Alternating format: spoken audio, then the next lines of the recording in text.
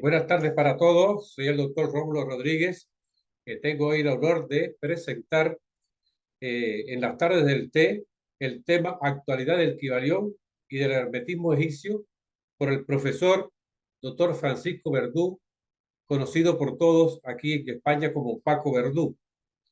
Es un gran profesor y ustedes van a disfrutar mucho de esta conferencia.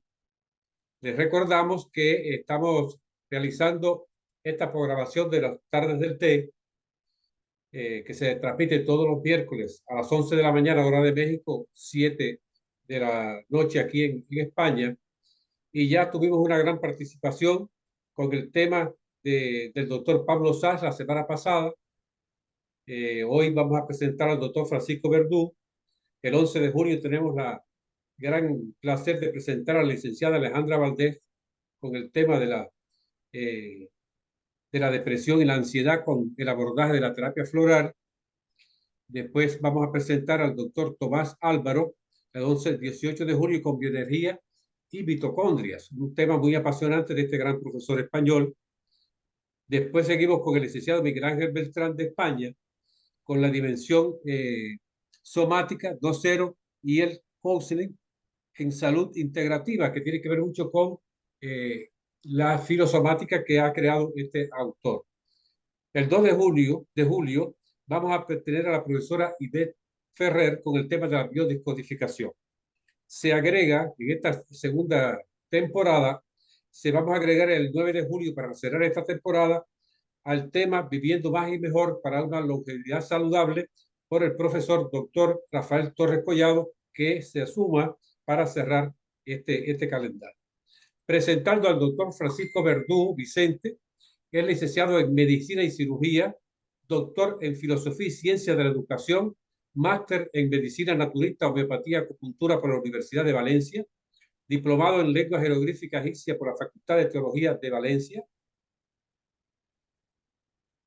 Tiene una tesis doctoral de Astrología y Hermetismo en Miguel Servet, profesor en varias universidades españolas de temas referentes a nutrición naturista, reflexología, iridología, osteopatía y cronología biológica. Es colaborador de publicaciones en España, Italia y Alemania y ha publicado numerosos artículos y varios libros. Hemos tenido la posibilidad de él de participar junto con él en el diplomado de Medicina Naturista de la Universidad de Zaragoza. También aquí, en la Universidad de Valencia, hemos participado con él en el máster de Medicina Naturista, Homeopatía y Acupuntura, y recientemente, hace un mes, tuve la posibilidad de participar con él en una certificación de Medicina Integrativa que se realizó aquí en Valencia, en la Universidad Católica de Valencia. Por tanto, el profesor es muy reconocido internacionalmente. Ha presentado un libro de la astrología egipcia y sus orígenes. Y hoy vamos a tocar un tema que yo le pedí a él, que si podríamos trabajar, adelantarnos algo de la obra del Kybalión, una obra que resume los principios herméticos y sigue siendo relevante hoy en día por su enfoque en la conexión entre la mente y el cuerpo, la conexión, la integración mente-cuerpo. Entonces, bueno, vamos a darle ya, voy a dejar de compartir para que él pueda presentar haga su presentación y le damos la bienvenida al doctor Francisco Verdú, más conocido aquí en España y entre nosotros como el doctor Paco Verdú, para que si lo van a buscar por internet. Adelante, maestro, profesor. Bueno, buenos días o buenas tardes a todo el mundo y muchísimas gracias por esta presentación, Rómulo. Estoy encantado de estar aquí en esta entrevista y vamos a ver si la tecnología me permite poder hacer vamos, compartir la pantalla, porque vamos a ver si aparece aquí. Vamos a ver. Compartir allí que es verde abajo, sí. Sí, sí, sí. Vamos a ver. Sí, creo que ya está. Correcto. Muy bien. Sí que se ve, ¿no? Sí, correcto, sí. Exactamente. Vamos a ver. A ver. Ahora. Muy bien, pues eh, vamos a ver un tema muy interesante que conozco un poco debido a que en la tesis doctoral que tuve la suerte de realizar sobre Miguel Servet, que fue el que descubrió la circulación menor de la sangre, que no por llamarla menor es menos importante que la mayor, yo creo que es más importante todavía que la circulación mayor, y la tesis la basé en la influencia de las teorías herméticas en la obra de Miguel Servet, porque un gran servetista internacional que es Bainton ya dejó entrever que seguramente en la obra de Miguel Servet habrían influencias herméticas. Y por eso me tuve que interesar bastante sobre el tema. De manera que voy a tratar de, creo que tenemos aproximadamente una hora, ¿no, Rómulo? Aproximadamente, más o menos, o 45 minutos. 30 minutos para poder dar tiempo a que los participantes intercambien Vale. contigo y te hagan preguntas. Es muy Si, importante el intercambio con los participantes. si ves que me alargo, me avisas y así voy acabando. Bien. El Kybalión es una publicación que salió en el año 1908. Está firmada por tres autores anónimos que se autodenominan los tres iniciados y está basada en las enseñanzas de Hermes Trismegisto, a veces llamado Hermes Trismegisto, relacionado con el dios Tot egipcio. Resumiendo un poco lo que dice el Kybalión, vamos a ir viendo los distintos puntos. eh, Afirma que existen 7 principios que gobiernan en el universo. El primero, que todo es mente; el segundo, como es arriba es abajo; el tercero, todo es vibración; el cuarto, todo es doble; el quinto, todo es rítmico; el sexto, causa y efecto; y el séptimo, principio de generación. Algunos tienen algunos puntos en común, pero bueno, lo vamos a ir viendo uno tras otro. Antes de comenzar, me gustaría resaltar la importancia que tiene el hermetismo como fuente de conocimientos y su influencia, por lo menos en la Europa renacentista.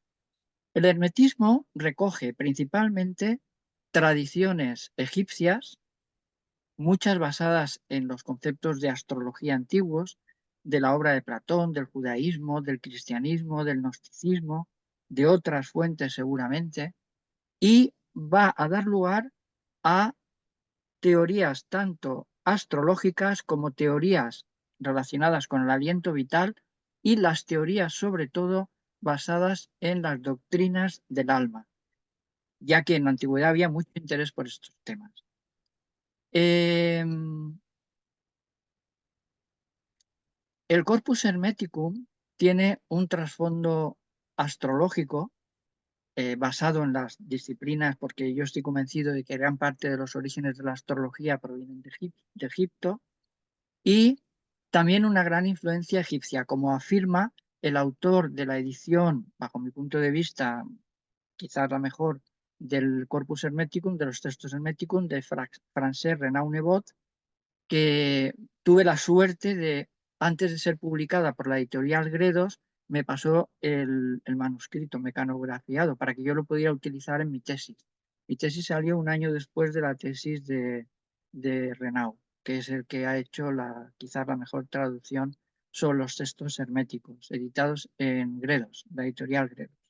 Pues bien, la astrología egipcia da lugar a lo que me he referido antes, teorías del aliento vital, del logos como proporción, todo relacionado también con la importancia que tiene el corazón en la medicina, con las doctrinas del alma, y lo fundamental es cuándo apareció el Corpus Hermeticum en Occidente. Apareció en el año 1400 y pico, cuando un monje de Macedonia trajo los textos herméticos a Italia en la época de Cosme de Medici. Cosme de Medici era ya muy mayor, estaban traduciendo en Italia las obras completas de Platón, y hay que darse cuenta de la importancia que tenían los textos herméticos para que dejaran de traducir, con lo importante que para ellos era Platón, dejaron de traducir Platón para ponerse a traducir los textos herméticos. Se hizo en la época de Cosme de Médicis, que era un gran defensor de todas estas ideas, y fue Ficino en 1471 cuando hizo la traducción. Esta obra ha influido determinantemente tanto en Champier en 1507, que hizo una edición, tanto en Giordano Bruno como en Miguel Servet, como en Paracelso, como en Copérnico, como en Cornelius Agripa. Hay que decir que Cornelius Agripa, que era un gran médico y astrólogo hermetista y alquimista renacentista, fue maestro al mismo tiempo de Miguel Servet y de Paracelso. Es decir, que podemos decir que el Paracelso español sería Miguel Servet, porque fueron compañeros. Paracelso era unos 10 años aproximadamente mayor que Miguel Servet. Todas estas ideas tienen un precedente en Egipto a partir del texto menfita de la creación. Es una piedra que se llama la piedra Sabaca, que está entrando en el British Museum, en el área de Egipto, una gran puerta que hay. Nada más entrar a la derecha está la piedra Sabaca y ahí aparece el texto menfita de la creación, al que se le atribuyen unos 700 años como mínimo, pero por estudios lingüísticos se cree que procede seguramente del año 2700 a.C. Ahí ya se describe cómo el aliento vital, el logos, se manifiesta a través, o sea, la divinidad se manifiesta a través del corazón, y del corazón a través del logos, a través de la palabra, es como se manifiesta. O sea que ya ahí se relaciona muchísimo el corazón con el pensamiento y con la lengua, con el logos. Y más tarde todo ese mecanismo pues, fue el que recoge la divinidad del dios Tot, que luego fue Hermes. Hermes es una palabra que bajo mi punto de vista es una palabra egipcia que viene de y de Mes, que significa nacido de Horus. ¿eh? Hermes sería nacido de Horus. También se podría extender a los nacidos de Horus. Así, por ejemplo, horóscopo proviene seguramente de una palabra egipcia, Horus, y escopo es una palabra griega que significa mirar a Horus, es decir, mirar al horizonte, mirar al sol, mirar la hora, para calcular el ascendente. Lo que queda de la ciudad de Hermes en Egipto es realmente poco. Esta imagen del dios Tot, una de las manifestaciones del dios Tot, es de lo poco que queda en Hermópolis, donde he tenido la suerte de poder estar, y es donde se desarrolló todas las doctrinas de Hermes, ¿no? Este es el dios Tot, estas son algunas columnas ya de la época grecorromana. Y hay que decir que el Corpus Hermeticum recoge ideas egipcias porque en el antiguo Egipto se hacía un culto extraordinario a la excelencia, eso que el doctor Rómulo hace tanto hincapié, ¿no? Se hacía muchísima hincapié en la excelencia, en el buen hacer, en el buen ser persona. Y entonces hay algunos autores, por ejemplo, Petosiris, que fue uno de los grandes sacerdotes de Hermes en la época de la invasión griega, grecorromana. Y el pobre tuvo que aguantar toda esa época manteniendo las edificaciones dedicadas a Hermes en Tuna el Gebel, en Minia. También he tenido la suerte de poder estar en su tumba, es una tumba preciosa. Y las enseñanzas de Petosiris son las que también pueden haber influido de alguna forma en el corpus hermético. Era sacerdote de Hermes, se le llamaba grande de los 5 en la casa de Tot, maestro de los 2 asientos, jefe de los sacerdotes de Sekhmet. La diosa Sekhmet era la diosa de la medicina en el antiguo Egipto. Una de sus 3 hijas tenía el nombre la que aleja el mal de ojo, y sobre su pecho aparecía la palabra Kaire, que significa salud en griego. Petosiris dijo: oh vivos que vais a poder llegar alguna vez hasta aquí, que todavía estáis por nacer, que vendrán hacia esta montaña y verán esta tumba, venid, yo haré que seáis instruidos en las voluntades de Dios. Yo os guiaré sobre el camino de vida, la buena vía del que obedece a Dios, el que tiene en su alma un gran temor de Dios, grande es su felicidad sobre la tierra.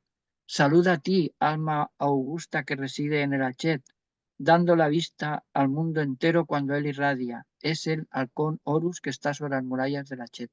Es decir, que era un hombre gran, de una gran espiritualidad y hasta tal punto hay autores que creen que existen paralelismos entre la obra de Petosiris y el Evangelio de San Juan.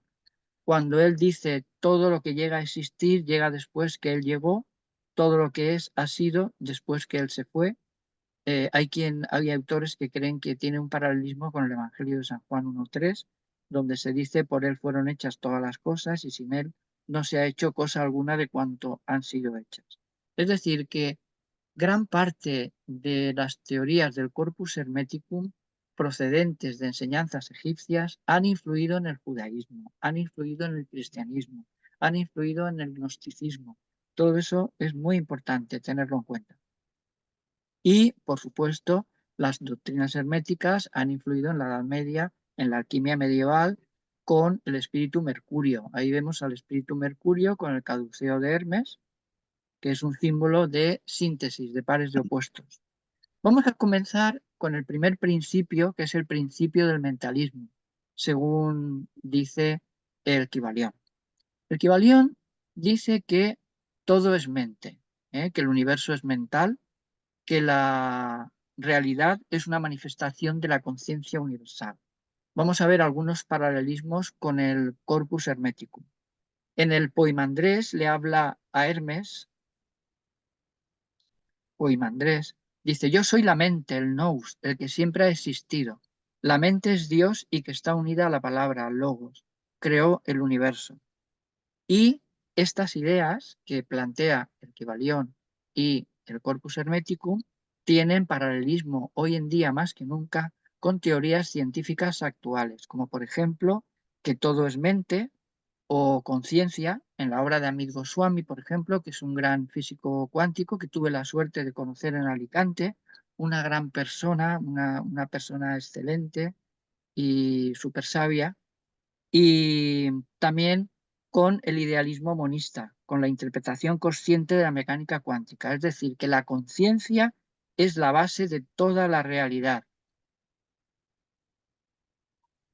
Las ideas de Amit Goswami están en esa línea, le da una gran primacía a la conciencia. No es la materia la que crea la conciencia, como sostiene el materialismo científico actual, sino al revés. La conciencia crea la materia. La mente no emerge del cerebro, sino que el cerebro es una manifestación dentro de la conciencia. En el observador cuántico, en la mecánica cuántica, el acto de observar parece colapsar la función de onda y convertir una posibilidad en una realidad concreta. La conciencia del observador es lo que trae la realidad a la existencia. La conciencia es el fundamento del ser. La materia, el espacio, el tiempo surgen dentro de una conciencia universal. Y el budismo y el Vedanta también proponen que el universo es mente o conciencia. La realidad cuántica como posibilidad mental también es una realidad física que se utiliza en la mecánica cuántica, ¿no? Es la conciencia la que elige entre estas posibilidades la que se manifiesta en nuestra experiencia. Y en el universo autoconsciente, Amit Goswami habla de cómo la conciencia crea el mundo material. Es decir, que este principio tiene una importancia muy grande en algunas posiciones científicas actuales. Luego está el segundo principio, que es el de la correspondencia. Como es arriba, es abajo. Como es abajo, es arriba. Aquí me voy a extender un poco más porque es un principio que ha tenido una importancia en mi vida y en mis teorías muy importante. El precedente, seguramente, de este principio es en la tabla de la Esmeralda atribuida a Hermes Trismegisto. Aparece en un tratado árabe alquimista, que es el libro del secreto de la creación, de Kitab Sir al-Khalika, de los siglos 6 y 8 después de Cristo. Se hizo una traducción en la Edad Media y de ahí viene esta sentencia de la relación entre el macrocosmos y el microcosmos.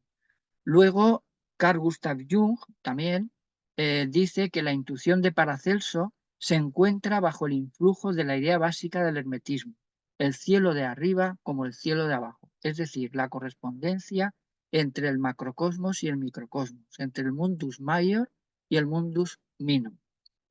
Ese es el principio fundamental en la astrología, que seguramente tiene sus orígenes en Caldea, pero también yo creo que en gran parte y quizás más en el Antiguo Egipto.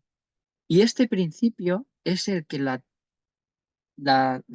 filosofía de la ciencia ha recogido con lo que denomina el principio hologramático, que es la correspondencia entre el todo y la parte. La disciplina que en la antigüedad ha estudiado más este principio es la astrología y sobre todo la astrología médica. Aquí vemos una correspondencia entre la eclíptica o los signos del zodiaco y las partes del cuerpo humano. Y existen muchísimas pruebas de que realmente hay una correspondencia entre el todo y la parte. Por ejemplo, la clonación. De un solo núcleo celular se forma todo un organismo. Eso es increíble. O sea que del núcleo de una célula pueda sacarse un hermano gemelo prácticamente del organismo original, ¿no? La energía nuclear. Se rompe el núcleo atómico y aparece la bomba atómica. O sea, con una energía concentrada dentro de un núcleo atómico increíble. O sea, eso es la demostración práctica de que realmente hay una correspondencia entre el todo y la parte. Y luego, por la parte que a mí me toca más, sería el tema de las reflexologías. Es decir, que todo el organismo está representado en cada una de sus partes. Eh, por ejemplo, en el pabellón auricular, en los iris, en los pies, en las manos, en las células. En paleontología, por ejemplo, de un solo hueso diminuto se puede deducir cuál es la estructura del animal al que pertenecía ese hueso, por ejemplo, por las proporciones. Y luego también en la ciencia está la relación, la correspondencia entre la ontogenia y la filogenia, es decir, el desarrollo de un individuo reproduce el desarrollo de toda la especie. Hay un autor que es fundamental, que sería Leibniz, que, que en su monadología, que es una obrita muy sencilla, bueno, sencilla, muy profunda, pero muy corta, de pocas hojas, ahí afirma, y por consiguiente, todo cuerpo resiente los efectos de cuanto pasa en el universo, de tal modo que aquel que todo lo ve podría leer en uno lo que en todos sucede, y aún lo que ha sucedido y sucederá, advirtiendo en el presente lo lejano, tanto en los tiempos como en los lugares. Todo conspira, que decía Hipócrates. Esta idea que tenía Leibniz, luego la aplicó con mucho éxito al desarrollo de las diferenciales, porque luego, por ejemplo, él fue el que dijo que la derivada del círculo da lugar al cilindro, por ejemplo, con las derivadas. O sea, que esto tiene aplicaciones incluso en matemáticas, no solo en filosofía. Jung también es un autor muy influido por todas estas doctrinas herméticas antiguas, claramente se ve en su obra. Ahora acaba de salir un libro de la editorial Trota, increíble, sobre los textos, los tratados astrológicos de la obra de Jung. Es una aportación muy buena sobre la obra de Jung. Y ahí habla del inconsciente y de un inconsciente colectivo. Es decir, que va a existir una correspondencia entre el inconsciente personal y el inconsciente de toda la humanidad. Y por eso, cuando se entra dentro del inconsciente de un paciente o de otra persona, estás reflejando tu propio inconsciente. O sea, que podemos analizar sueños y funciones del inconsciente de cualquier persona haciendo un estudio también profundo sobre la evolución del inconsciente de toda la especie, de toda la humanidad. En la correspondencia entre el todo y la parte, a mí me interesó mucho la teoría de Newton que afirmaba que alrededor de una esfera central pueden acoplarse 12 esferas. Esto es una idea que defendió Newton durante mucho tiempo y estuvo contrapuesta a la teoría de David Gregory, que decía que eran 13, porque queda un pequeño espacio entre las 12 esferas que rodean a la esfera central. Los centros de esas esferas ocupan los vértices de un icosaedro, de un poliedro de 20 caras. Entonces, al final se descubrió, al cabo de muchos años, que el que tenía razón era Newton. Es decir, que por eso Newton se interesó tanto por la quimia, por la astrología, por la ley del 12, lo aplicó a la teoría del color. Ahora aparecieron hace poco textos que estaban inéditos de Newton, que los ha sacado su familia, y bueno, estaba de todos estos conocimientos hasta el cuello, vamos. Él estaba muy metido en estos temas. Y efectivamente Newton decía que alrededor de una esfera central caben 12 esferas. Eso es fundamental porque de ahí viene toda la mitología antigua, Cristo y los 12 apóstoles, las 12 tribus de Jerusalén, los 12 signos del zodiaco. El número 12 es fundamental en la naturaleza. Hasta tal punto de que la correspondencia entre el todo y la parte se puede aplicar incluso a la cosmología. Por ejemplo, en cosmología se dice que el universo probablemente tiene la forma de un dodecaedro, de un dodecaedro. El modelo estándar de la cosmología predice que el universo es infinito y plano. Sin embargo, los cosmólogos en Francia y Estados Unidos están sugiriendo ahora que el espacio podría ser finito y con forma de dodecaedro en su lugar.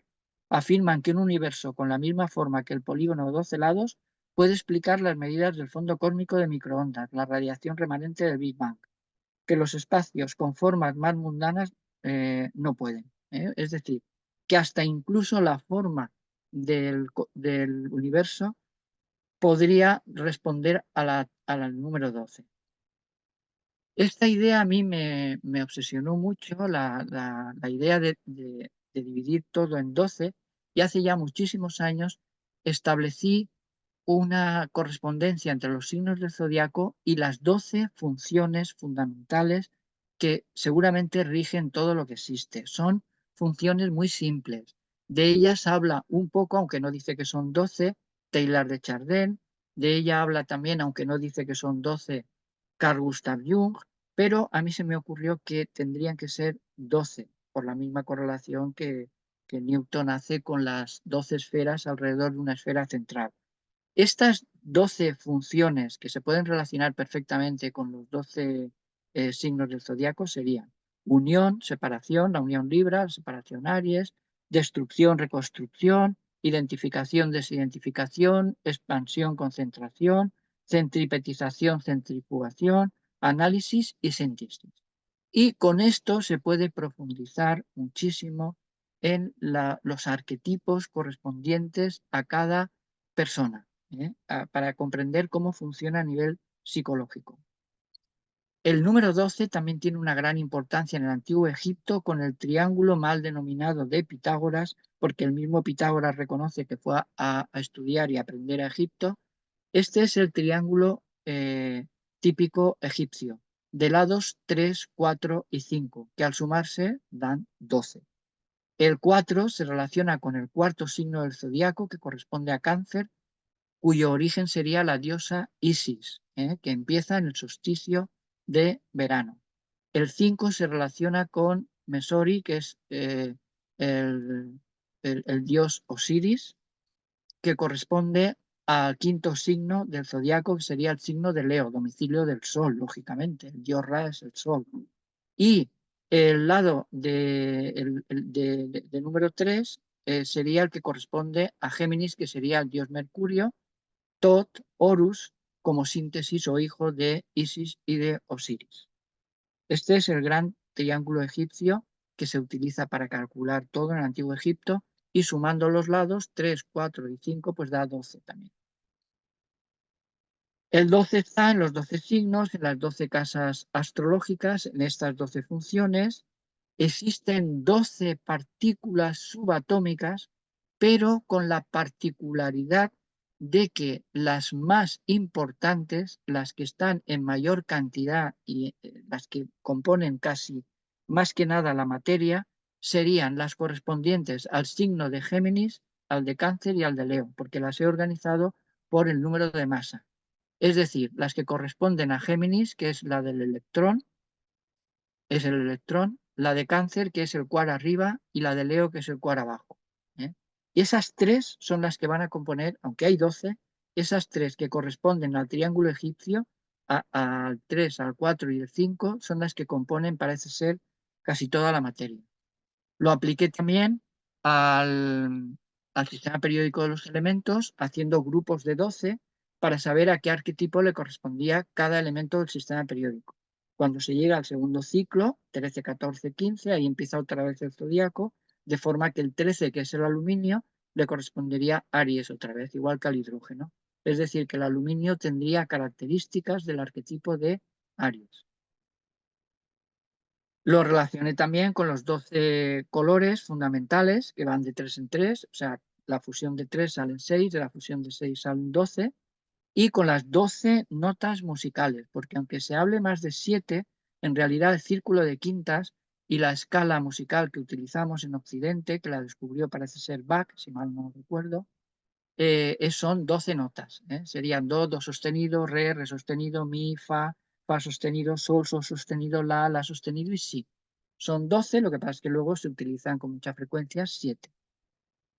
La correspondencia entre el todo y la parte se ve también en la naturaleza. Por ejemplo, en esta florecita se ve cómo de cada rama sale una imagen que es la misma que la imagen global. Esto se ve en la naturaleza. Y en el principio hologramático se estudia con el láser, cuando el negativo de un láser se ve que en lugar de un negativo de una fotografía de las antiguas, que solamente si se hace una foto a un huevo, a una elipse, aparecería solamente la elipse, pero en las películas que se hacen con la técnica de la holografía con láser, aparecería en cada recuadro pequeñito la misma imagen global. Es decir, que el láser luego, cuando pasa la luz láser por esa película, luego se ve en relieve. Y por eso se denomina la correspondencia entre el todo y la parte principio hologramático, porque la imagen global aparece en cada una de las partes del holograma. Esta sería la correspondencia entre la filogenia y la ontogenia de Haeckel. ¿eh? Era alumno discípulo de Darwin y fue el que dice que el desarrollo de un individuo de la especie, como el ser humano, reproduce el desarrollo de toda la especie. Por ejemplo, hay un momento en que el feto tiene cola y luego la pierde, igual que en la evolución de los mamíferos hubo un momento en que los simios tienen cola pero luego la pierden hasta llegar al ser humano. De hecho, hay personas que en el sacro todavía tienen algún huesecito más como resto, por ejemplo, de esa etapa evolutiva. Es decir, que hay una correspondencia entre el todo y la parte. En la antigüedad, esa correspondencia entre el todo y la parte se hacía entre el sistema solar, el individuo, cualquier objeto, cualquier parte de un objeto, un átomo, por ejemplo, y eso es lo que daba lugar a que a partir del pelo de una persona, los chamanes pudieran averiguar cosas sobre esa persona. Es decir, porque hay una correspondencia entre el todo y la parte. La magia simpática está basada en eso. Y lo que es más mi especialidad es la correspondencia entre el iris y el zodiaco. Esto que veis aquí, que lo incluí también en esta imagen, la tesis doctoral, que aparecerá después al final en la bibliografía, es el trabajo de investigación que he realizado desde hace muchísimos años para tratar de demostrar que el cuerpo humano está reflejado en el iris, igual que está en el zodiaco. Es decir, que el riñón aparecería en Libra, los pulmones en Géminis, parte del cerebro en Aries, en fin, es lo que me ha ocupado gran parte de mi vida, esta relación entre el iris y el zodiaco. Para relacionarlo con el zodíaco normal, porque claro, el iris derecho es el zodíaco normal y el iris izquierdo, como es imagen de espejo, hay que aplicar el zodíaco al revés, como una imagen y el espejo. Entonces, el que se va a utilizar más sería el iris derecho, que es este que vemos aquí, donde aparece pues gran parte del cerebro en Aries, el cerebro posterior en Tauro, el oído en Tauro, el pulmón en Géminis, el pecho, la glándula mamaria en Cáncer, el hígado en Leo con las gónadas, el vientre en Virgo, los riñones en Libra, la vejiga, la orina y el útero en Escorpio, gran parte de la columna vertebral en Sagitario, la boca y la glándula tiroides en Capricornio, el ojo y la nariz en Acuario y el cerebro anterior, donde reside la capacidad de abstracción simbólica, en Piscis. Estas ideas las ha recogido a raíz de, en un congreso que estuve en Alemania hace ya muchos años, un amigo, un señor que era óptico, y ahora, basándose en estas ideas, ha sacado un libro que está, primero lo publicó en alemán y ahora en inglés, Mario Kirchner, que lo ha desarrollado y bueno, hace un estudio muy profundo sobre esta relación que yo saqué hace muchos años. Basándome en esta relación, me di cuenta de algo muy importante. Este es un iris de una interna en la prisión de mujeres, que yo iba allí a dar clases y a colaborar. Y esta persona tenía una mancha muy prominente, seguramente de tipo genético, en la zona, si nos damos cuenta, del útero. ¿Veis? Aquí, en la zona donde está el útero, aparece esta mancha tan prominente. Y eso me hizo pensar que, claro, alguna patología habría tenido de esa zona, ¿no? Pero resulta que lo que esta mujer tuvo de esa zona no fue ningún tumor, ni fueron eh, miomas, ni fueron pólipos, ni fue nada de eso, sino que fueron abortos, varios abortos. Y al final le extirparon el útero. Los abortos no dependen tanto de la genética, en principio, como una enfermedad genética. O sea, un aborto es algo social. Si no tienes relaciones, no puedes tener un aborto, si no tienes relaciones sexuales. Por lo tanto, eso me hizo pensar que podría existir una correspondencia entre las manchas del iris y las posiciones de los planetas en el zodiaco al nacer, porque esa mancha coincidía, no he traído la diapositiva, pero coincidía con varios planetas en su signo. Era Escorpio, con varios planetas en Escorpio y muy malos aspectos con Saturno y Marte, que según la astrología tradicional son planetas maléficos. También pueden ser benéficos si están bien aspectados, pero en este caso no le eran muy favorables. Y eso me hizo pensar algo muy importante, porque en ciencia se dice, por ejemplo, los sociólogos y psicólogos tienen la idea de que es más importante la peristasis que el genotipo, es decir, peristasis partido genotipo mayor que 1. Es decir, le dan más importancia al medio ambiente que a la genética. Los genetistas, sin embargo, es al revés, le dan más importancia a la genética que a la peristasis, es decir, peristasis o medio ambiente partido genética menor que 1. Y luego están los que dicen que es al 50% más o menos. Es decir, que tenemos unas herencias genéticas, unas influencias sociales y que la resultante sería de esa síntesis, ¿no? Que es lo que piensa la mayoría de la gente. Pero gracias a este caso concreto, se me ocurrió pensar que quizás, para que se cumpla el principio del Kybalión y el principio de la tabla esmeralda y del principio hermético de la correspondencia entre lo que hay arriba y lo que hay abajo, seguramente tiene que haber una identificación entre todo lo que hay en el medio ambiente y en la genética. Es decir, la misma información que hay en la genética dentro de cada individuo es la información que hay lo que rodea a todo el individuo, lo que hay en todo el cosmos que lo rodea. Si esto fuera cierto, entonces existiría una correspondencia total entre la peristasis y, y el genotipo y por lo tanto la peristasis sería igual a genotipo.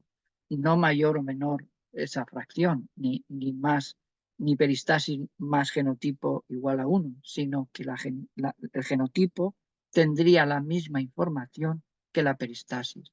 Estas ideas se publicaron cuando presenté todo esto en un congreso en Alemania y está publicado en Alemania desde hace muchos años, ya creo que van por la 4ª edición. Esa correspondencia entre lo de arriba y lo de abajo, la correspondencia entre el todo y la parte, está tanto en el pabellón auricular como en la planta del pie. Aquí vemos esa correspondencia de forma muy clara. También realicé una relación de las partes del cuerpo humano en la planta del pie para poder hacer los cursos de reflexología podal que se impartieron también en el máster que ha comentado el profesor Rómulo. También se ve la relación de los órganos en la nariz con lo que es la nasalterapia, con los dientes en la boca, en la lengua, que lo utiliza la medicina china, en una gota de sangre, es lo que se llama el test de Heitan-Lagarde, el test de cristalización. A partir de una gota de sangre se puede deducir cómo está todo el organismo según la forma de los cristales que se formen. Con sulfato de cobre me parece que se hace.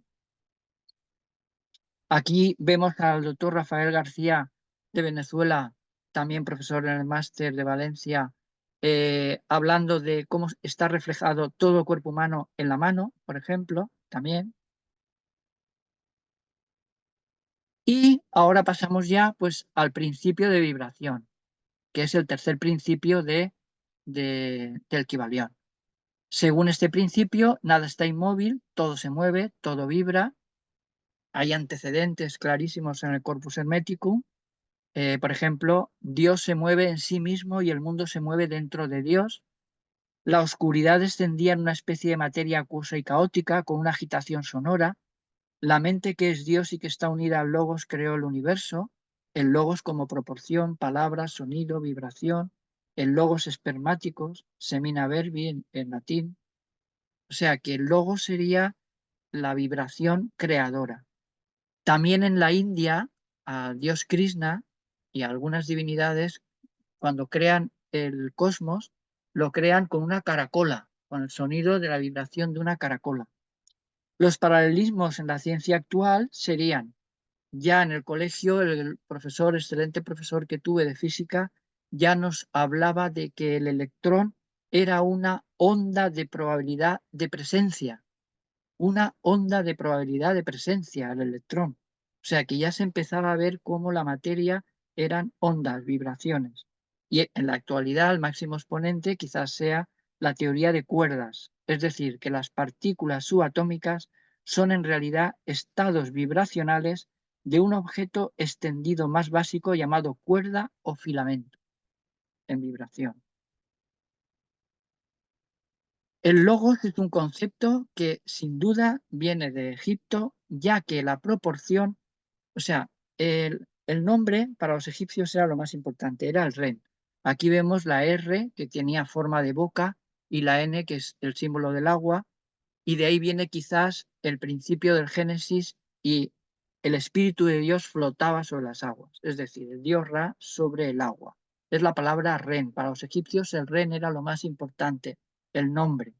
Pues bien, el hecho de que el logos proceda de Egipto es sin duda, primero, porque se relaciona con palabra, que es la boca, la letra R.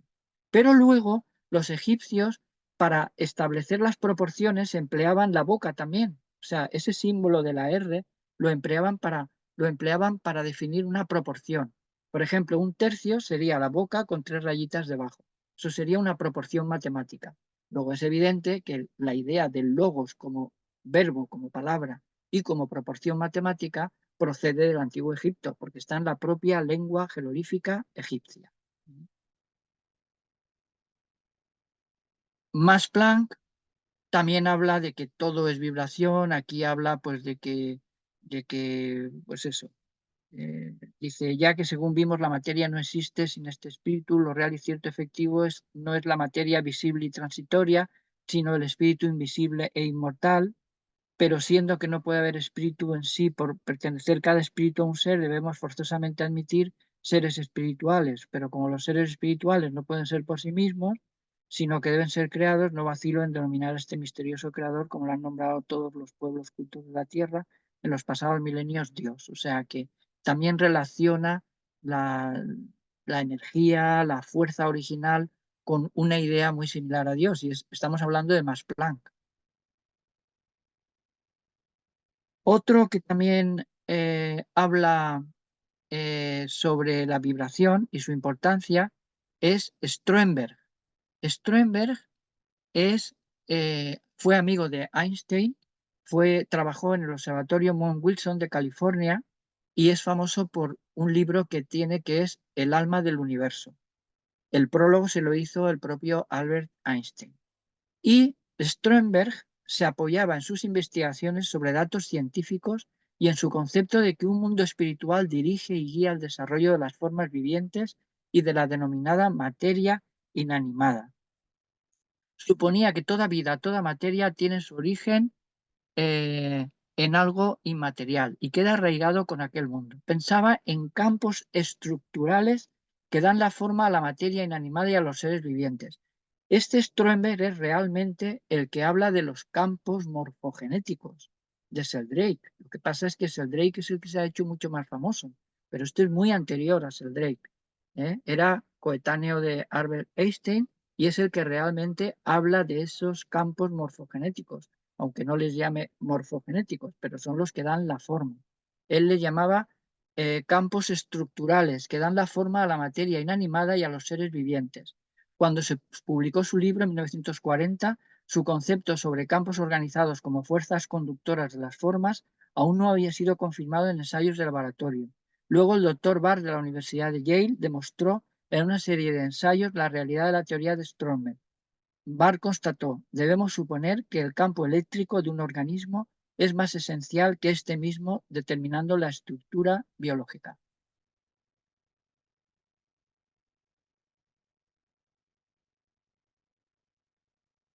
Es decir, que Stromberg decía que estos campos venían de un mundo inmaterial y que también volvían hacia allí.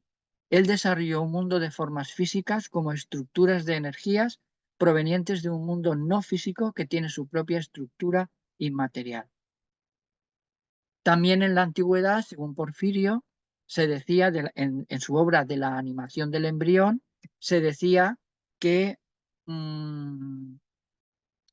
que todo venía de una energía desde el horizonte, y eso iba a influir en el embrión, de la animación del embrión. Y en eso se basaban también muchas teorías astrológicas antiguas, porque es cuando se utilizaba y se calculaba el horóscopo, es decir, qué constelación o qué signo del zodiaco es el que hay en el horizonte en el momento en que se nace y se comienza a respirar. Esta es una cita de Enel, un investigador eh, de habla francesa, aunque creo que es medio ruso.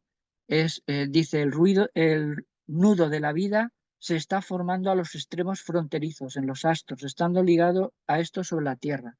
Está basado en un jeroglífico antiguo egipcio que tradujo en él.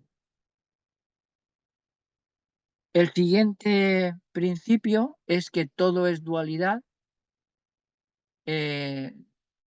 Todo es dualidad, todo es pues una dualidad: frío, calor, amor, odio, y esta dualidad daría lugar a los extremos de una misma cosa. Todo es dual, es algo parecido a lo que hemos visto antes, pero de esta dualidad eh, es de lo que surge la totalidad. Hay que decir que aunque exista la dualidad, por ejemplo, unión, separación, vamos a ver cómo esta dualidad en sí no existe en realidad. Por ejemplo, si nosotros hacemos que dos objetos se vayan separando, estarían separándose, sería la idea de separación, como lo vemos aquí en esta imagen a la izquierda, se están separando, pues entonces vemos que si la línea recta no existe según las teorías de Riemann, o sea, porque todos son curvas en el universo, entonces no existe la línea recta. Si no existe la línea recta, quiere decir que dos objetos que se están separando, que aparentemente se dirigen por una línea recta, no sería recta, sería curva. Si las líneas son curvas, quiere decir que el principio de la unión es el principio de la separación. Es decir, las dos líneas se están separando, pero en realidad ya se están uniendo, porque al final se van a unir, como vemos en la imagen de la derecha. Es decir, que unión y separación es una dualidad aparente. Es aparente porque nuestro cerebro tiene la tendencia, por el hemisferio derecho y el hemisferio izquierdo, a separar, a dividir. Eso es muy importante. Hay muchísimas referencias a esta dualidad y a esta necesidad de fusión de todo par de opuestos. Por ejemplo, hay un mito de Hermes niño que vio a dos serpientes peleándose, que estaban ensarzadas ahí peleándose. Él con un palo se acercó con el caduceo de Hermes y las separó primero, que es la primera fase de la alquimia, disuelve, y luego acercó el palo y las dos se enrollaron de forma armónica formando el caduceo de Hermes, coagula. Sería la fusión otra vez. Son las dos partes de la alquimia. Solve et coagula. Hay antecedentes también en el Corpus Hermeticum, cuando se dice que el ser humano fue creado a imagen de Dios, varón y hembra, luz y vida de la semilla de la mente. El bien es la fuente de todo lo que existe y nada hay que no tenga parte en él, pero el mal surge de la ignorancia del bien. También tiende al no dualismo, un poco como en el Kybalión. Los opuestos son idénticos en naturaleza, pero diferentes en grado, y su reconciliación a través del conocimiento y de la elevación del alma es el camino hacia la unidad divina. Paralelismos en la ciencia, pues todo es dual en la ciencia. El electrón carga negativa, el protón carga positiva, el neutrón la carga neutra, los cromosomas, cromosoma masculino, cromosoma femenino, la dualidad onda-partícula, el espacio-tiempo, la materia y la energía, la causalidad y la acausalidad, la sincronicidad, la paradoja de Einstein-Podolsky-Rosen, dos objetos aunque se separen, se ejerce una influencia en el uno y el otro la recibe instantáneamente por encima del espacio y el tiempo. O sea que estos principios se pueden aplicar con bastante éxito a teorías científicas. El quinto principio sería el principio de ritmo, todo fluye y refluye, los ciclos, de eso también se habla en la antigüedad, la propia astrología es una ciencia de ritmos. Por ejemplo, en el templo de Esna, en el antiguo Egipto, aparece el dios Nun, que es este que hay aquí, que se le llama el dios tornero, porque construye los cuerpos y las almas, los kas de los individuos en el torno.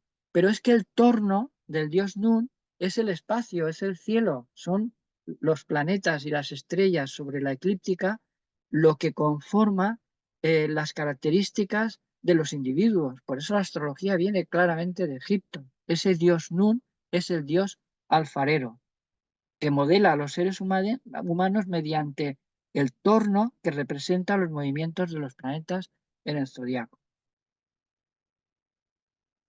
En el Corpus Hermeticum hay antecedentes, todo gira en círculo, lo que está en lo alto gobierna lo abajo y lo que está abajo refleja lo de lo alto. Dios ha hecho alternar la noche y el día, el invierno y el verano, la vida y la muerte. En el Poimandres, Hermes dice, el alma desciende al mundo material y luego asciende por el fuego y el aire hacia el éter. Y las teorías del mito del eterno retorno de Mircea Eliade, el año platónico, los ciclos históricos de Arnold Toynbee, una aplicación a la historia de los ciclos, las eras de Piscis, la próxima era de Acuario, las glaciaciones, los cambios en el eje terrestre y los paralelismos en la ciencia, todo lo relacionado con los ritmos circadianos. Yo hice un estudio de los ciclos de 40 minutos que descubrieron los egipcios, porque los egipcios ya dividían el día en 36 ciclos de 40 minutos, que es lo que la neurología ha descubierto para estudiar las fases REM, de movimiento rápido de los ojos. Hay un estudio en Internet que se puede ver sobre los ciclos de 40 minutos, que hice hace muchos años. La homeostasis y la retroalimentación, el ritmo no córmico de expansión con contracción, el ritmo cardíaco, sístole y diástole, el ritmo respiratorio, inspiración, expiración, consciente, inconsciente, el círculo de quintas con las 12 notas, las octavas, el ritmo 2x2, los ritmos en música. O sea, todo está gobernado en gran parte por las vibraciones, por los ciclos. El sexto principio, ya estamos acabando, el de causa y efecto.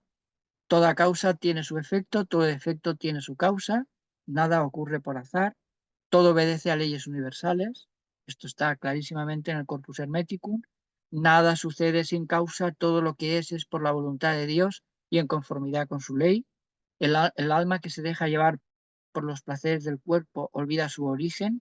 A causa de su ignorancia cae en la rueda del nacimiento y la muerte. Esto también es lo que dice el budismo, caer en el samsara, en la rueda del círculo de nacimientos, y ellos lo que tratan es de salirse de ese samsara, del ciclo de nacimientos, renacimientos, para llegar al nirvana. Cuando el alma se purifica, atraviesa las esferas y se libera de las pasiones. El conocimiento es la causa de la liberación. Y los paralelismos con la ciencia, pues el determinismo de Newton, que sigue funcionando pues, para calcular posiciones planetarias con mucho tiempo de antelación. La astrología utiliza ese principio. La física cuántica reconoce que detrás del azar cuántico hay patrones probabilísticos profundamente ordenados, aunque distintos del determinismo clásico. Un cambio a nivel genético puede tener grandes efectos. O sea, ahora, por ejemplo, que se ha permitido la utilización de los transgénicos, hay que tener mucho cuidado porque un cambio en el código genético tiene unas repercusiones que pueden ser desastrosas. En alguna ocasión a lo mejor es para bien, para hacer una modificación, para una investigación muy exclusiva para una enfermedad, pero así hacerlo de una forma indiscriminada, pues no creo que sea correcto. Pues una causa tiene un efecto a nivel genético. Una modificación en el código genético pues puede tener grandes efectos. En Oriente, esta ley se aplica al karma. Quien hace mal lo paga en esta vida o en una vida futura. Todo tiene una causa y esa causa tiene su efecto. Y el último sería sí, la generación. Es el principio de generación. Es decir, este principio de generación también es un principio dual, también basado en todo par de opuestos, pero ya como causa de generación. Y está fundamentado en las interacciones de las fuerzas complementarias. En el Corpus Hermeticum hay antecedentes clarísimos. Por ejemplo, Dios creó al hombre andrógino a su imagen masculino y femenino, a fin de que participara en ambas naturalezas. Eso está también en el Evangelio de Tomás, cuando Cristo dice, quien no se haga macho y hembra no podrá entrar en el reino de los cielos, tomado seguramente también de las doctrinas greco-egipcias, ¿no? El nous es el creador, se unió a la naturaleza y de esta unión surgieron todos los seres. Hay divinidades andróginas en todas las culturas. En el antiguo Egipto el dios Atum se genera a sí mismo. El dios Tag es también andrógino, luego diré por qué, ya para acabar. Ahora en la siguiente diapositiva. En Persia Zurbán estaba por encima de Hormuz, que representaba el bien, y Ahriman, que representaba el mal. En la India Purusa está por encima de la dualidad Purusa y Prakriti. Mercurio es la síntesis del Sol y de la Luna. Y los paralelismos en la ciencia, pues todo lo relacionado con la fecundación y la reproducción sexual, óvulo espermatozoide, cromosoma masculino XY, cromosoma femenino XX, la física de partículas y antipartículas, materia, antimateria, se genera electricidad gracias a un polo positivo y a un polo negativo. En psicología, la relación entre la conciencia y el inconsciente, consciente-inconsciente. En la teoría junguiana, animus, anima. En Oriente, la relación entre el yin y el yang y el Tao, que está por encima del yin y el yang.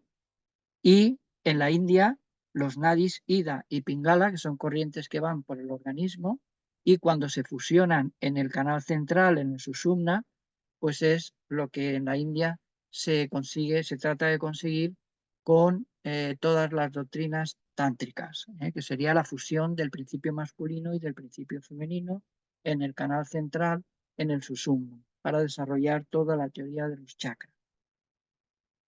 Y con esta imagen tan preciosa que vemos aquí, que es el dios Tag, voy a referirme a él como uno de los dioses más antiguos andróginos y lo justifico por lo siguiente.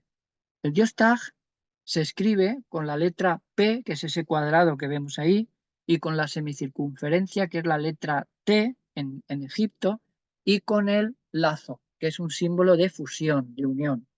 Es decir, la letra P representa lo masculino y el semicírculo representa lo femenino.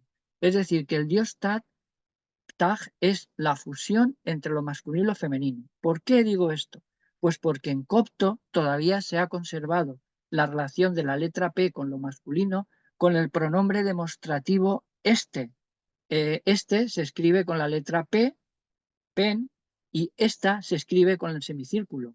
Luego el semicírculo, esta. con ten. Luego quiere decir que la P se relaciona con lo masculino, pronombre demostrativo masculino, y el semicírculo con lo femenino. Por lo tanto, el dios Tag es una divinidad claramente andrógina. Significa la fusión de lo masculino y de lo femenino, y está en el origen de casi todas las tradiciones antiguas. Incluso eso, por ejemplo, en la Pistis Sofía, cuando se dice Tapistis Sofía, se quiere decir la Pistis Sofía. Se pone la T porque es femenino, la. Y ya para acabar, pues recomendar, porque en este espacio, vamos, que hay muy poco tiempo, obviamente, para establecer, para hablar de una cosa tan importante como es todo esto, pero la bibliografía que yo recomiendo sería, del Kybalión hay muchísima en Internet incluso. Yo he utilizado algunas y son todas más o menos iguales porque el texto es el mismo. Hay una muy antigua que yo la recomiendo, que es el Kybalión, el estudio sobre la filosofía hermética del Antiguo Egipto y Grecia, publicado por Nicolás Kier, de la Librería Teosófica de Buenos Aires, aunque es muy antigua. Y luego la tabla esmeralda de Duff también tiene una, que es la que yo conozco hace mucho tiempo. Pero sobre los textos herméticos, lo que recomiendo sin duda es la obra de mi querido amigo Javier Renau Nebot, que es el que tradujo con comentarios y le ha publicado la editorial Gredos los textos herméticos en 1999. Luego, quien esté más interesado en mi tesis doctoral, la puede conseguir a través de Internet en la universidad. Astrología y Hermetismo en Miguel Servet, editada por la Facultad de Filosofía y Ciencias de la Educación en PDF en la Universidad de Valencia. Y luego hay un libro que se puede conseguir también de la editorial Erasmus, que es un resumen de la tesis que se titula Miguel Servet, Astrología, Hermetismo, Medicina. Luego también hay un volumen, como el que ha citado el profesor Rómulo en la presentación, está publicado desde no hace mucho tiempo, bueno, sí, el último. Hay otro que es otro que publiqué en el 2009, que es Harmonicis Mundi Restitutio, el volumen 1, Número y Psique, Astroiridología. Ese es un poco difícil de conseguir porque todavía no lo he... Está editado en papel, pero no abundan los volúmenes en papel y aún no lo he puesto en Internet. Pero bueno, si alguien tiene interés, pues también lo puede decir. Y el que sí que está en Internet en PDF es el último que he publicado en el 2020, que sería Harmonicis Mundi Restitutio, el segundo volumen, Astrología en Egipto, sus orígenes. Ese está disponible en Internet con estas claves que doy aquí. Es muy fácil de conseguir y quien quiera pues se lo puede bajar gratuitamente de Internet. Ahí hablo extensamente del hermetismo, de los orígenes, de las doctrinas egipcias, herméticas, de la astrología. Ahí hablo mucho, son casi 500 páginas, por si a alguien le interesa. Y nada más con esta foto con el dios Horus, que hace un mes y medio o menos estuve ahí mismo. Lo que pasa es que esta foto es anterior, pero le tengo mucho cariño porque es una estatua gigante del dios Horus como protector del faraón y como protector de todos los que seguimos las doctrinas herméticas, que somos los seguidores de alguna forma de Horus. Entonces, esta foto, casi siempre que vamos con grupos y todo, siempre intentamos hacer una foto en el templo de Horus.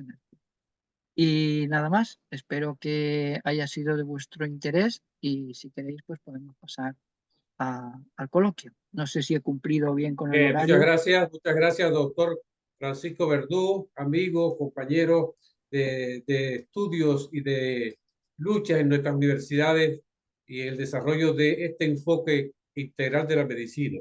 He visto que lo ha relacionado mucho con el avance de la física cuántica, con los fractales, o sea que en sentido general vemos cómo estas tradiciones herméticas han tenido un reflejo en la ciencia. Ahora vamos a darle la palabra a los participantes para que puedan hacerle las preguntas e intercambiar con usted. Adelante, tienen la palabra para preguntarle al doctor Francisco Verdú sobre tan interesante tema que ha tocado él.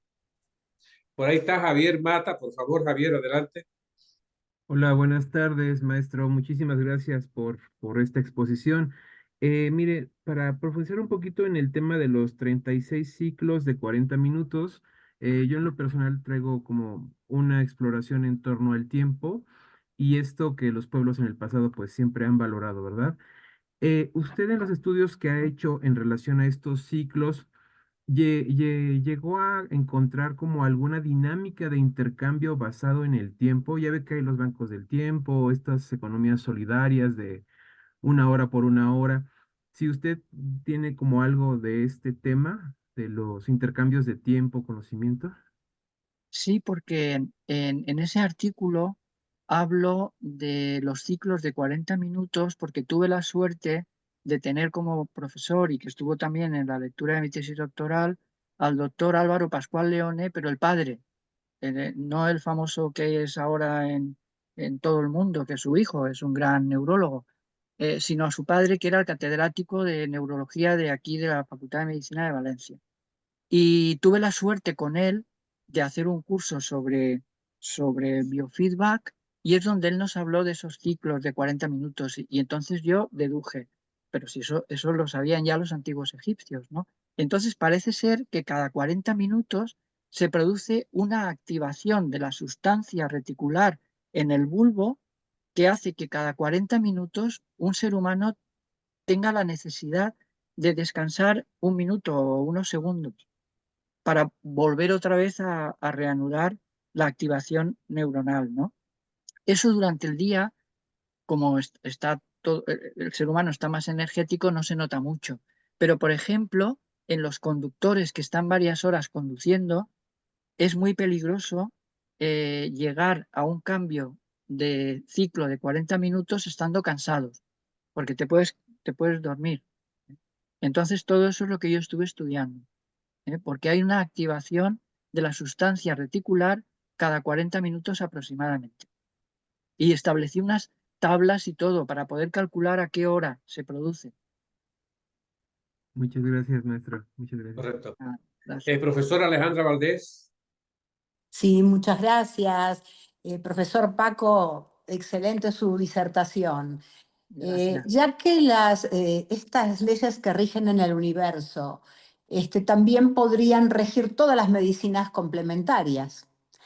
Por Yo supuesto. que trabajo con la terapéutica floral veo que la elaboración de los productos se puede producir y se puede responder por estas leyes que rigen el universo, ¿verdad? Por supuesto. Incluso en la terapia floral, que tiene algunas analogías con la homeopatía, la correspondencia entre el todo y la parte ya no está solo en la parte material, sino en la parte energética. Porque cuando desaparece la materia de un preparado homeopático, lo que queda es la energía. Y esa energía es la que contiene, según las experiencias que ha hecho el premio Nobel Luc Montagnier, o sea, es que es impresionante cómo simplemente a partir de la energía que queda de ese producto, ya no de la materia, de la energía, se puede recomponer todo el producto. Eso lo ha demostrado Luc Montagnier. Sí, Son unas sí, sí he leído investigaciones el trabajo. fabulosas. Sí, y la energía guarda información, obviamente, y esa Mm, información se conecta con la información que ya traemos nosotros. Excelente, me encantó su disertación, muy profunda. Este, mm, la verdad, nunca había... Lo leí a los 18 años el libro El Kybalión, lo volví a leer después de más adulta y ahora a mis 64 recién lo estoy pudiendo comprender y usted me ayudó mucho más profundo. Muchísimas gracias. Muchas Gracias. gracias. Otra pregunta, participación de alguno que quiera hacer. Sí, por ahí tenemos a Alejandro. Sí, adelante, Alejandro. Gracias, doctor. Gracias por su exposición. Solo una pregunta tal vez trivial. Desde la práctica del Tai Chi Chuan como un estilo de vida y de salud y generar el Tai Chi Chuan desde una óptica médica, no sé si usted ha escuchado hablar de este tipo de práctica marcial o de deporte. Sí, mi hermano es profesor de Tai Chi precisamente desde hace Ya, muchísimos años. Y yo he estado en China incluso con profesores de Qigong y de Tai Chi. ¿eh? oh, bien, bien. Sí, sí, he estado en el tercer hospital de Pekín Y yo me fui con ciática y volví mejor que me había ido a ese viaje, con profesores de Qigong y de Tai Chi. Y por Y supuesto que bueno, fue extraordinario. O sea, yo lo practico, sigo haciendo algo, no de Tai Chi, eso es más mi hermano que es profesor de Tai Chi, pero Qigong sí, todos los días, o casi todos los días hago Qigong. Sí. ya, y exactamente esa era la pregunta. Bueno, va enfocada en eso. La forma tradicional de Tai Chi Chuan del estilo Yang dura más o menos 30-35 minutos. Escuchándolo pensaba, eh, si hacemos una práctica de 35 minutos, le damos un poquito más para llegar a los 40, vendría bien hacer una pausa en esto de los ciclos de un descanso de meditación, Claro, introspección. claro, ¿Ayudaría? aprovechando el cambio de 40 minutos, se entra en un estado de relajación profunda y en 5 o 10 minutos puedes entrar en un estado de relajación tan profunda que equivale a media hora a una hora de sueño.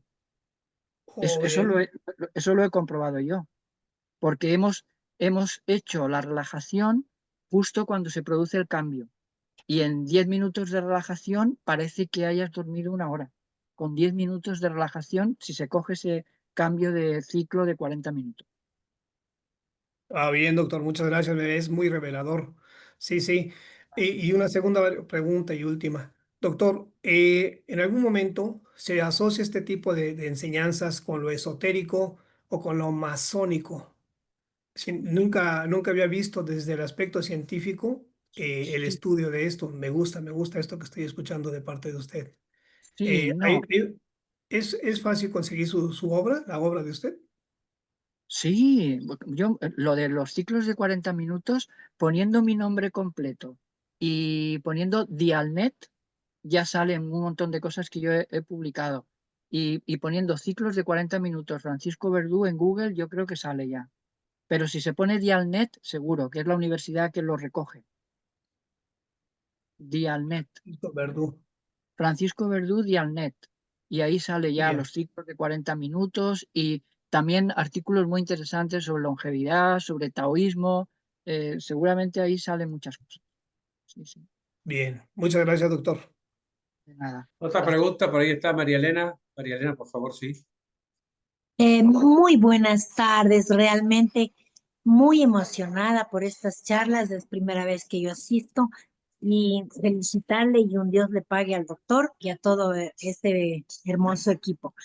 Mi consulta es, para estos 40 minutos que dice que se puede tomar y luego dar un descanso de un minuto, ¿de dónde podemos empezar? Por ejemplo, 7 de la mañana, 7:40, o cómo lo hacemos de esa parte.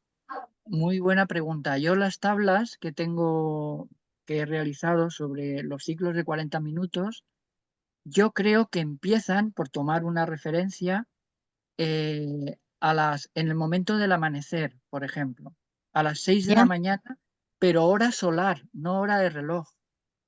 Tiene que ser la hora solar. En Ya, España ahora, por ejemplo, vamos 2 horas de adelanto. Creo ya, que vamos 2 horas. Entonces, cuando aquí son las 2 de la madrugada, son en realidad las 12 horas solar.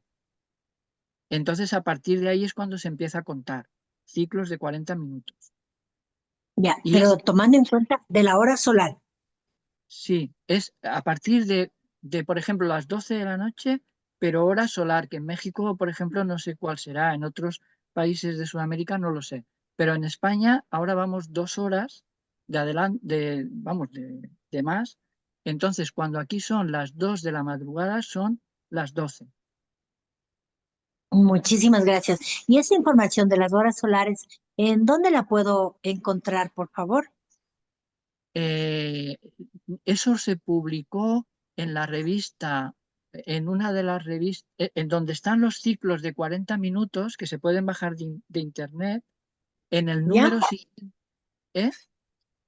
El artículo se puede bajar de internet, los ciclos de 40 minutos, poniendo mi nombre, Francisco Verdú, Dialnet, ciclos de 40 minutos, y en el número de la revista esa siguiente, ahí aparecen las tablas, porque bueno, y en ese artículo también aparecen, creo, las tablas.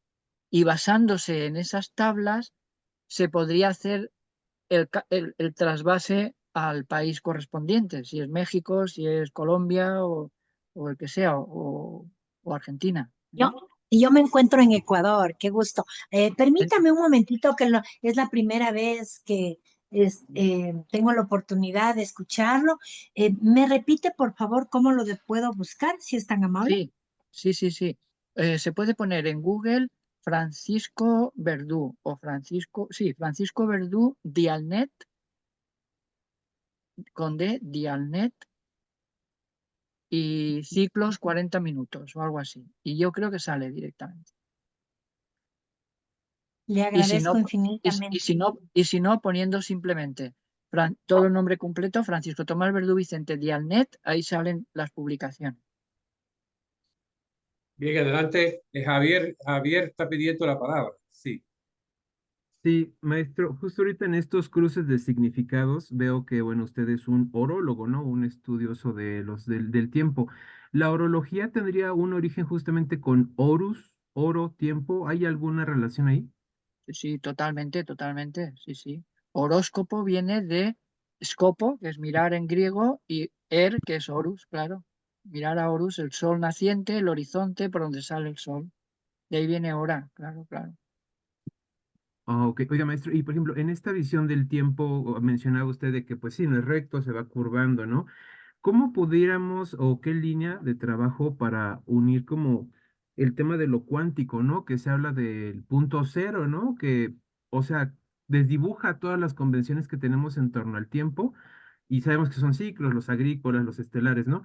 Pero ¿hasta qué punto poder tener aplicaciones de todo este vasto conocimiento que usted ahorita nos ilustra para tener aplicaciones, por ejemplo, en la discusión política que se vive en México respecto a la reducción de la jornada, que actualmente es de 48 horas a la semana, a una reducción de 40 horas, y que Francia, por ejemplo, ya tiene 33 horas y demás, ¿no? Entonces, en el caso de México, pues somos de los países a nivel mundial más explotados laboralmente hablando, y que creo que esta argumentación científica que usted nos revela hoy pudiera ser definitivamente un argumento contundente para replantear por completo el modelo, pues, de trabajo y de estudio y de vida, ¿no? Pero bueno, ya sabe que hay que argumentarlo y, pues, no sé, digo, es unir, ¿no? Pero creo que esta tarea de los 40 minutos, ¿no? Nos da una brecha. Solo quería compartirlo. Gracias. Muchas gracias. Jorge Así es. Luis. Jorge Luis. Sí, gracias por la palabra. Bueno, doctor, pues la verdad es que es impresionante su trabajo. Realmente es un conocimiento muy profundo, muy poderoso el que tiene y gracias por compartirlo. Mi pregunta va enfocada a que, bueno, hace más de 15 años estuve en alguna escuela gnóstica y nos enseñaron pues conocimientos similares a los que usted está manejando. Lo que veo aquí es que usted lo demuestra científicamente. Uno de los objetivos de la escuela gnóstica al que yo asistía era transformar tu realidad a través de la alquimia sexual. Entonces mi pregunta es, con todo el conocimiento que usted tiene, lo que ya ha manejado, de alguna manera, aplicando esta alquimia y estos conocimientos, ¿usted ya ha tenido la experiencia de poder modificar su propia realidad o la de otras personas a través de estos conocimientos? ¿Ya lo ha materializado? Por supuesto que sí, por supuesto. O sea, la ley de causa y efecto, por ejemplo, es una ley que más vale tener clara desde que uno es joven, porque yo desde que cuando una persona es joven le cuesta mucho controlar, por ejemplo, la energía sexual. Así es. Tienes relaciones, novias, tal, pero tienes que tener una idea muy clara de lo que quieres hacer con tu vida, porque si no, tienes una relación de forma inconsciente, dejas embarazada a una mujer, luego ya te metes en la dinámica de hijos, en fin, todo lo que eso conlleva. Es decir, que ahí es donde se ve de una forma muy clara la ley del Kybalión de que toda causa tiene su efecto, claro. Entonces hay que tenerlo muy claro. Yo eso, para bien o para mal, gracias a Dios, lo he tenido siempre muy claro, muy claro. Y al mismo tiempo que he tenido claro eso, luego cuando a mí me ha interesado mucho todo el hinduismo, todas las teorías del yoga y todo eso, ¿no?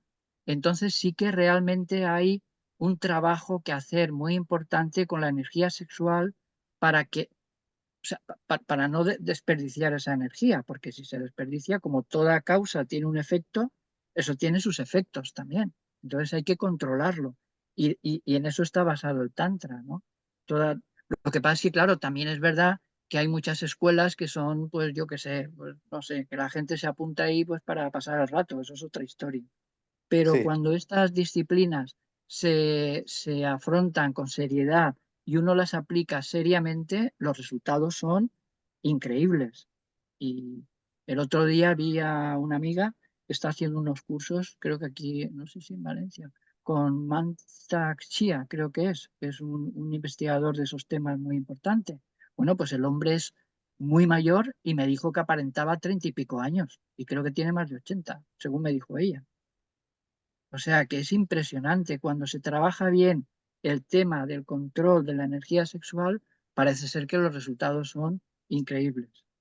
Como demuestra, por ejemplo, este investigador. Es que casualmente me encontré con una amiga que hacía muchos años que no veía y dice, estoy haciendo un trabajo, un curso con este hombre y me quedé impresionado porque me dijo que aparentaba ser un chico joven. ¿Eh? Y ese hombre es de los que más han trabajado ese tema. Muchas gracias, doctor. Gracias. María Elena Novoa había pedido la palabra. María Elena. No, perdón, ya muy amablemente ya Correcto, sí. me Alejandro comentó. pidió otra vez. Alejandro Bravo. Solo para hacer un comentario. Mantak Chia, sí, uno de los grandes maestros de Qigong y un investigador acerca también de la energía sexual. Y sí, sí, es un hombre ya mayor, pero sí bastante fuerte, se ve joven todavía, a pesar de su edad, sí, ya bastante mayor. Él y el maestro Gon Kit son de los más renombrados estudiosos y divulgadores del Qigong a nivel mundial. Mantak y Qué Gon bien, Kit. qué bien. Gracias. Bien, si alguien quiere preguntar algo más, si no, agradecer al doctor Francisco Verdú. Ha sido un privilegio para nosotros en esta tarde poder platicar con el doctor Verdú, que ustedes ven que es una enciclopedia viviente, porque no solamente lo dice, él hace viajes extensivos a Nepal, a la India, a Egipto, o sea que él directamente trabaja en esos lugares. Se entrevista con muchas personas, yo digo que es un conocimiento enciclopédico. Y queríamos haber traído precisamente eso, cómo él lo lleva a la ciencia actual, porque es un médico naturista de mucho prestigio aquí en España en toda Europa, ¿no? Y en sentido general, conversar con él y estar con él ha sido una de las experiencias más importantes que yo he tenido. Como nos conocemos hace muchos años, desde que nos vimos en la Asociación Española de Médicos Naturistas, y en realidad compartir con él esta experiencia ha sido muy importante. Les agradezco a todos la participación y la asistencia, porque en realidad vamos a traer todos los miércoles a personalidades brillantes para que ustedes tengan la posibilidad de intercambiar con ellos y conocer muchas de las cosas. Yo estoy seguro que los que habían leído el Kybalión no lo habían visto desde un enfoque tan científico como lo ha hecho el doctor Bertón. Muchas gracias, Paco. Nos vemos después, esta semana o quizás nos vemos para platicar un poco. Muchísimas gracias a todos los oyentes y a todo el mundo, de verdad. Y gracias a ti, Rómulo, y por tu amabilidad y por todo. Muchísimas gracias. Bueno, pues entonces los esperamos el miércoles para trabajar, para conocer la profundidad del trabajo de la terapia floral que hace esa gran maestra Alejandra Valdés, que estuvo aquí hoy con los elixires aztecas y la terapia floral. Creo que también es una gran oportunidad intercambiar con ella. Así que los esperamos el próximo miércoles y muchas gracias por la participación en estos miércoles del té. Hasta la próxima. Gracias, doctores. Gracias, gracias. Muchas gracias a todos.